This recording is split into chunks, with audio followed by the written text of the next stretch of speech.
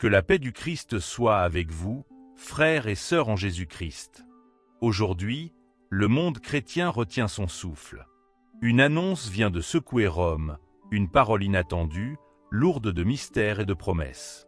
Le pape Léon XIV a confié une nouvelle mission au cardinal Robert Sarra, et ce rôle ne ressemble à aucun autre. Ce n'est pas un simple changement administratif, ni une réorganisation du Vatican, mais une décision qui semble prophétique, presque comme un signe venu des temps bibliques. Pourquoi un tel choix maintenant, et pourquoi à lui? Derrière cette nouvelle se cache un appel, un rappel de Dieu à son Église dans un temps d'épreuve et d'incertitude. Installez-vous confortablement, car ce que nous allons explorer ensemble aujourd'hui n'est pas seulement une information, mais un rendez-vous divin. Ce récit nous pousse à sonder nos cœurs, à ouvrir nos Bibles et à discerner les signes des temps. L'Esprit de Dieu agit dans le silence, mais parfois il se révèle à travers des décisions qui bouleversent l'ordre établi. Alors, avant d'aller plus loin, je vous invite à participer activement. Écrivez dans les commentaires cette parole de foi, comme un cri d'unité dans la tempête. Seigneur, ouvre mes yeux pour discerner ton plan. Abonnez-vous à cette chaîne pour rester connecté aux révélations et partages spirituels. Et surtout, partagez cette vidéo avec quelqu'un qui traverse le doute. Ce message pourrait être une lumière pour son âme. Et maintenant, entrons ensemble dans le cœur de cette annonce, en découvrant 5 dimensions qui dévoilent la portée spirituelle de ce rôle inattendu confié au cardinal Sarra. 5 étapes comme 5 flammes allumées par le Saint-Esprit pour éclairer notre marche dans l'Église et dans le monde. Première dimension, le signe d'un temps nouveau. Il est des instants dans l'histoire de l'Église où le regard humain, limité par l'instant présent, ne voit qu'un désert aride, alors que Dieu, dans son plan éternel, prépare déjà la source qui jaillira au milieu de la sécheresse. Ainsi fut Israël au désert, murmurant contre Moïse, voyant seulement le sable et la soif, sans discerner que derrière chaque pas, Dieu façonnait un peuple qui devait hériter de la terre promise. De la même manière, ce rôle inattendu confié au cardinal Sarra par le pape Léon XIV ne se lie pas à la surface des décisions humaines. Il est un signe spirituel, un rappel que le Seigneur prépare une nouvelle étape pour son Église. La parole le proclame avec force. « Soyez tranquilles, et sachez que je suis Dieu » Psaume 46:11. Ce verset n'est pas seulement un apaisement pour les cœurs troublés, il est une direction claire dans un monde saturé de bruit, d'opinions et de divisions. Ce choix inattendu est comme un appel pressant à revenir à l'essentiel, à l'adoration, à la prière persévérante, à ce silence intérieur qui permet d'entendre la voix divine. Cardinal Sarra lui-même, à travers ses écrits, a souvent averti que le silence est la première langue de Dieu, et que sans ce silence, l'homme devient incapable de reconnaître la présence de son Créateur. Dans l'histoire biblique, Dieu a souvent choisi de se révéler dans ce qui paraît insignifiant ou fragile aux yeux des hommes. Lorsqu'Élie se tenait au mont Horeb, il ne reconnut pas Dieu dans le vent violent, ni dans le tremblement de terre, ni dans le feu, mais dans le murmure doux et léger. 1 Roi 19:12. Ce murmure est aujourd'hui plus nécessaire que jamais, car l'Église est menacée de se perdre dans la tempête des idéologies et des débats sans fin. Cette mission donnée au cardinal Sarra peut être perçue comme un rappel prophétique. Si nous voulons discerner la direction de Dieu, il nous faut descendre dans ce silence sacré. L'image de la semence nous éclaire encore davantage. Jésus a déclaré « Si le grain de blé tombé en terre ne meurt, il reste seul. Mais s'il meurt, il porte beaucoup de fruits. » Jean 12:24. Ce principe spirituel traverse toute l'histoire de la foi.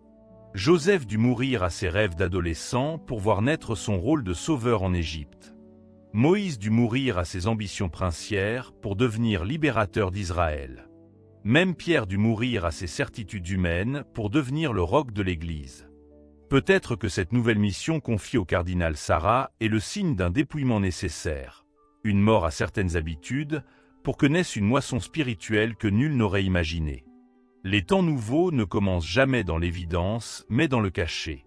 Israël ne voyait qu'un désert, mais Dieu voyait déjà le lait et le miel de Canaan.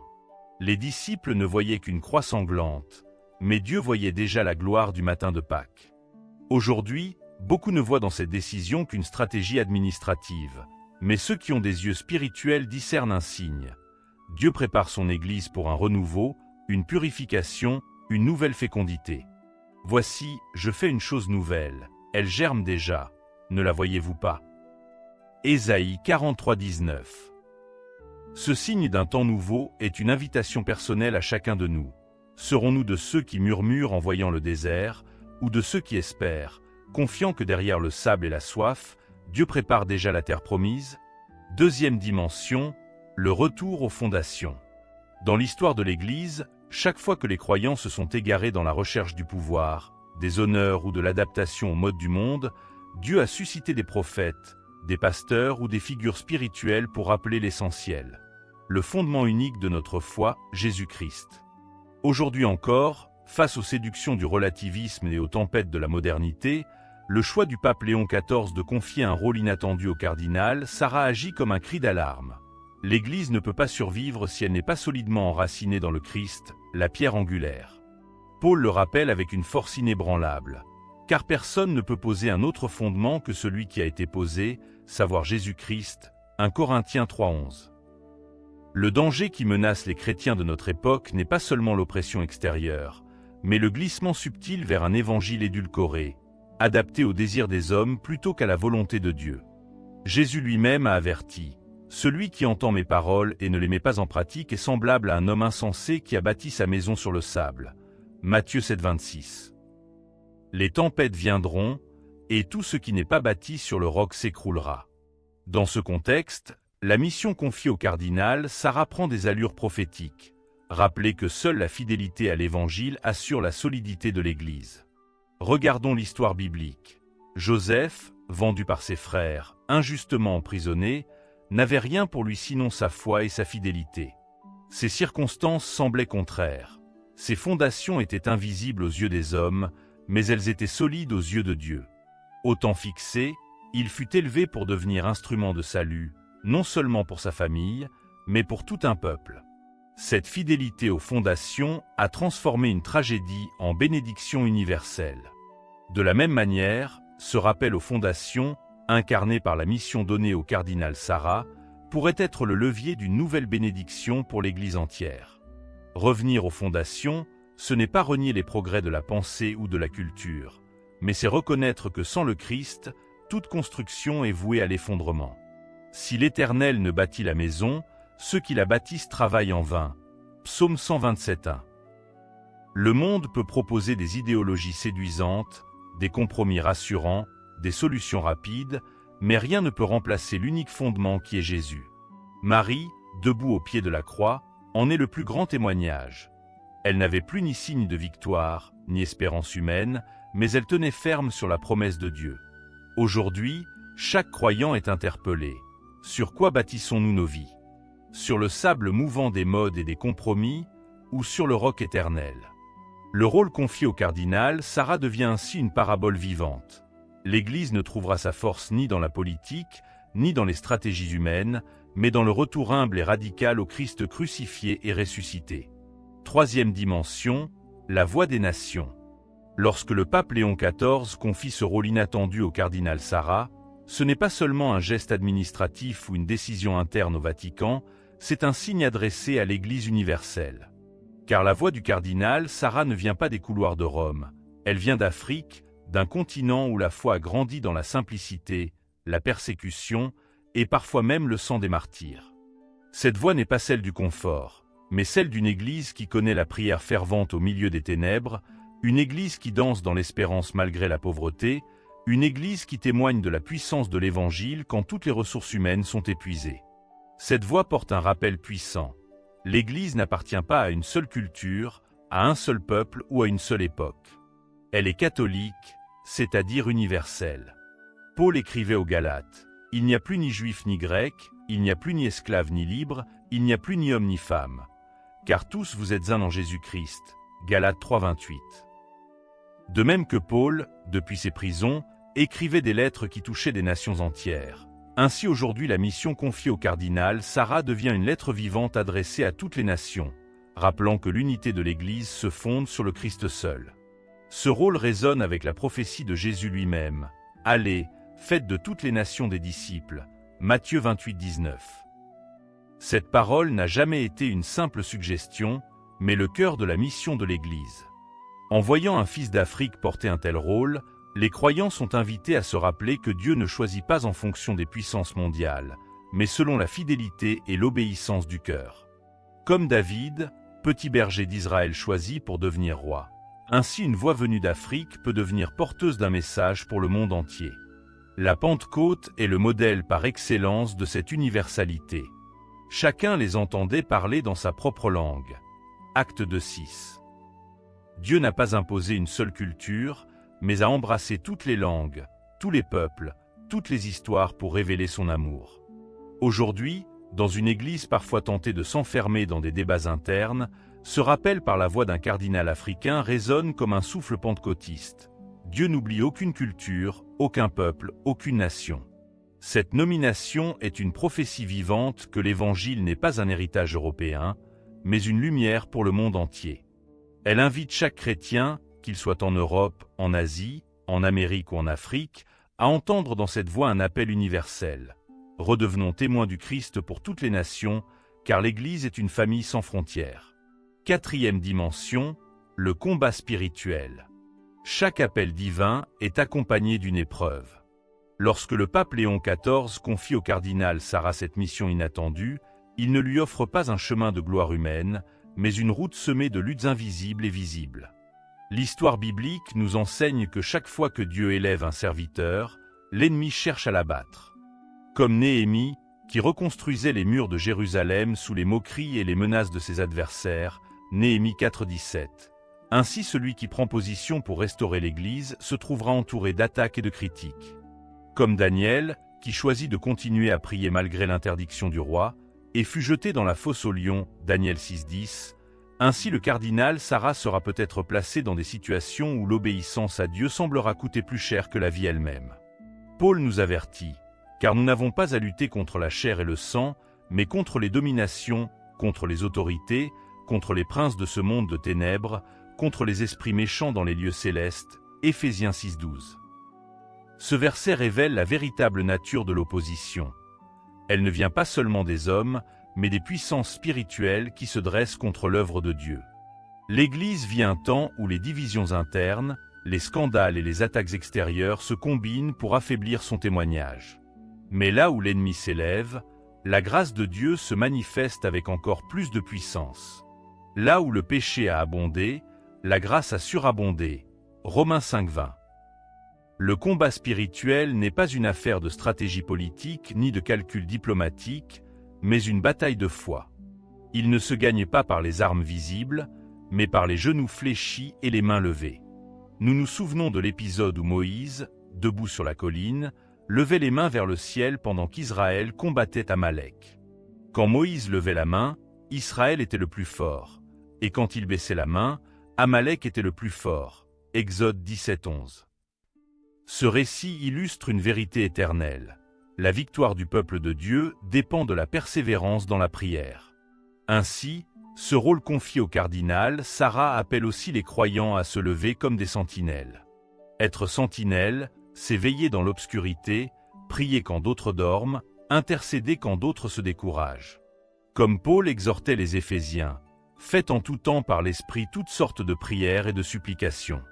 Veillez à cela avec une entière persévérance, Éphésiens 6:18. Nous sommes invités à ne pas être spectateurs de ce combat, mais participants actifs par la prière, afin que l'Église demeure fidèle et que ce rôle prophétique porte du fruit au-delà des attaques. Le combat spirituel ne doit pas effrayer le croyant, il doit l'éveiller. Car plus grande est la lutte, plus grande sera la manifestation de la victoire de Dieu. Jésus lui-même a promis, « Je bâtirai mon Église, et les portes du séjour des morts ne prévaudront point contre elle. » Matthieu 16:18. Cinquième dimension, l'espérance prophétique. L'histoire de l'Église est jalonnée de nuits profondes, où tout semblait perdu, mais où Dieu préparait déjà l'aurore. Ce rôle inattendu confié au cardinal Sarah par le pape Léon XIV peut être lu avec les yeux du monde comme une simple stratégie, mais avec les yeux de la foi, il prend une dimension prophétique. L'Église n'avance pas au rythme des calculs humains, mais au souffle de l'Esprit. Jésus a dit « Voici, je fais toutes choses nouvelles » Apocalypse 21:5. Ces mots ne sont pas une promesse vague, mais une certitude divine. Dieu prépare son épouse, même au milieu des tempêtes.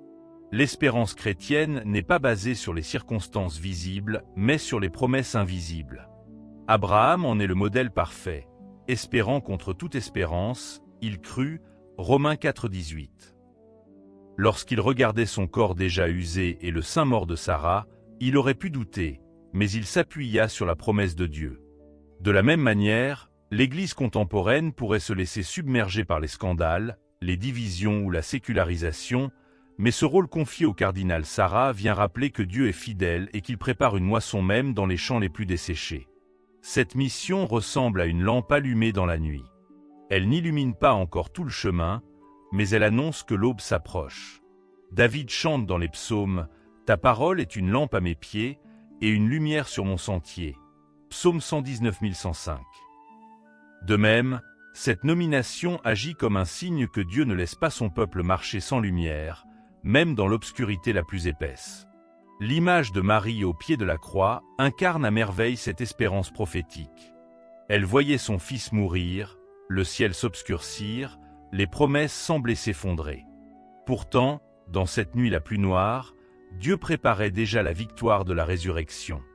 Ainsi aujourd'hui, ce qui peut sembler n'être qu'un simple changement administratif pourrait bien être le prélude à une résurrection spirituelle plus grande pour l'Église universelle. Le prophète Ésaïe annonçait déjà cette espérance. « Lève-toi, sois éclairé, car ta lumière arrive, et la gloire de l'Éternel se lève sur toi. » Ésaïe 61. C'est cette lumière qui se profile derrière cette décision inattendue. Une lumière qui annonce non pas seulement une réforme, mais une purification, un renouvellement, une préparation de l'Église à se tenir comme une épouse pure et fidèle devant son époux. L'espérance prophétique n'est donc pas une fuite devant les réalités difficiles, mais une vision enracinée dans la promesse divine. Ce rôle inattendu devient un rappel que Dieu écrit l'histoire de son Église avec des traits invisibles et que son plan dépasse toujours nos calculs. L'espérance n'est pas dans les hommes, elle est dans celui qui a dit « Je suis avec vous tous les jours, jusqu'à la fin du monde ». Matthieu 28:20. Frères et sœurs, cette annonce du pape Léon XIV n'est pas seulement une nouvelle religieuse, c'est un signe des temps. Le rôle confié au cardinal Sarah nous rappelle que Dieu est à l'œuvre dans le silence, qu'il nous appelle à revenir aux fondations, qu'il parle à travers les nations, qu'il nous engage dans un combat spirituel et qu'il nous donne une espérance prophétique. Aujourd'hui, recevez ce message comme une invitation. Ne laissez pas la peur ou le doute vous détourner de la prière. Le Seigneur est fidèle. Ceux qui se confient en l'Éternel renouvellent leurs forces. Ils prennent leur vol comme les aigles, Ésaïe 40, 31. Que cette nouvelle inattendue devienne pour nous une occasion de nous rapprocher de Dieu, d'unir nos prières et de marcher dans la lumière de son plan. Que la paix du Christ remplisse vos cœurs et que le Saint-Esprit ouvre vos yeux sur les merveilles de sa volonté.